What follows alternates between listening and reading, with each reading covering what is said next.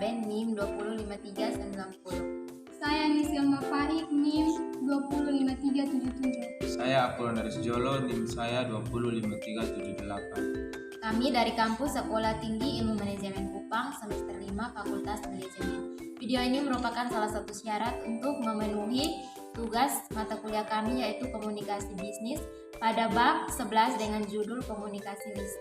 Kapan komunikasi lisan digunakan? Komunikasi lisan cocok digunakan apabila diperlukan umpan balik secara langsung dari penerimaan pesan relatif sederhana. Keunggulan komunikasi lisan. Keunggulannya, pesan langsung diterima oleh komunikasi dengan lebih cepat. Kelemahannya, adanya hambatan teknis yang menghalangi secara teknik sampainya pesan. Secara garis besar, komunikasi lisan terdiri dari dua aspek, yaitu berbicara dan menyimak. Berbicara dan menyimak dapat terjadi dalam komunikasi lisan antar pribadi yang hanya melibatkan dua orang. Keterampilan mendengar. Untuk menjadi pendengar yang baik, variasikan cara Anda mendengarkan agar sesuai dengan situasi yang dihadapi. Proses mendengar. Yang pertama, menerima. Yang kedua, menginterpretasikan. Yang ketiga, mengingat. Yang keempat, mengevaluasi. Yang kelima, merespon. Presentasi bisnis. Presentasi adalah menjual gagasan atau selling ide, yaitu komunikasi yang praktis yang bersifat informatif dan persuasif dengan menguraikan informasi secara jelas dan disertai dengan suatu ajakan agar pesan atau gagasan itu diterima khalayak.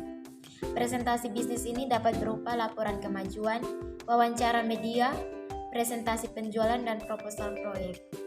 Poin yang berikut tujuan dari presentasi. Presentasi informatif adalah untuk menyampaikan pesan-pesan bisnis kepada audiens.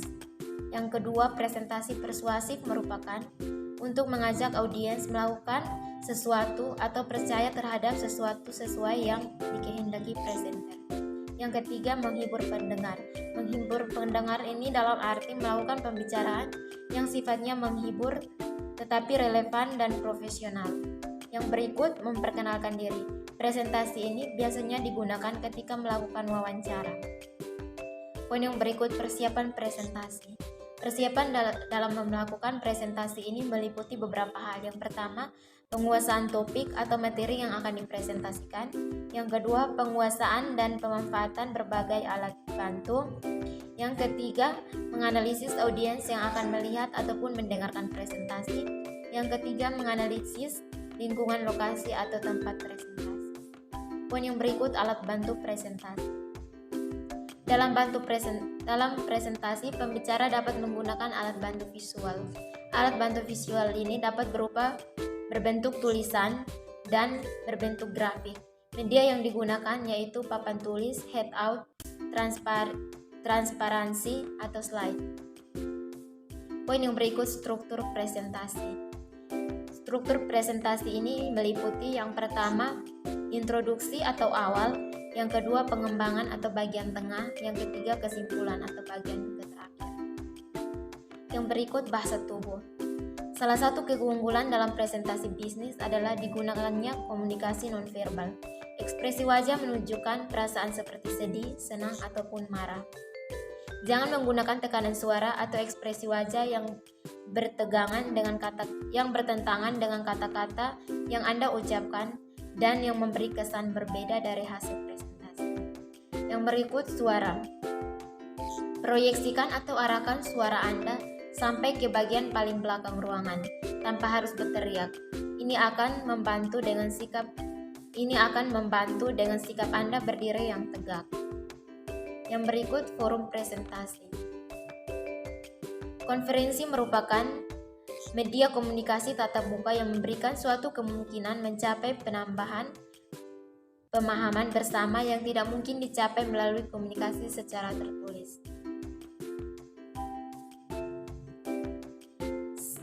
Simposium, pertemuan yang diselenggarakan untuk mendengarkan pendapat para ahli mengenai suatu masalah dalam bidang ini.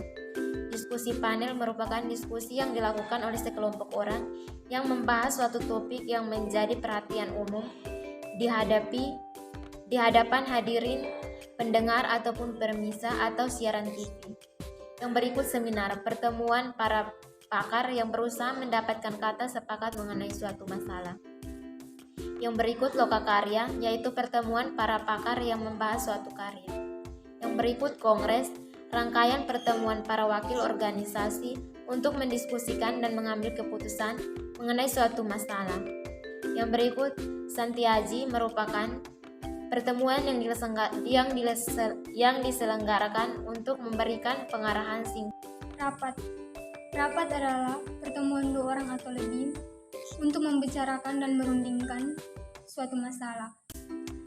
Berdasarkan tujuannya, rapat dibedakan rapat informasional, rapat pengambilan keputusan, rapat perundingan. Persiapan rapat yang baik menghadirkan dua kesalahan besar pada rapat. Menyelenggarakan rapat padahal memo pesan dapat menggantikan rapat. Merencanakan rapat meliputi kegiatan, memutuskan tujuan rapat, dan mengkomunikasikan ke partisipan. Menyelenggarakan rapat.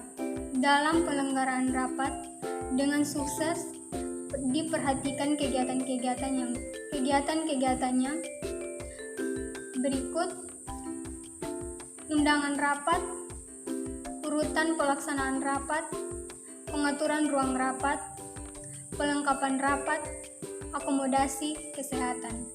Sekian materi dari kami kelompok 5 tentang komunikasi lisan. Terima kasih. Sampai jumpa.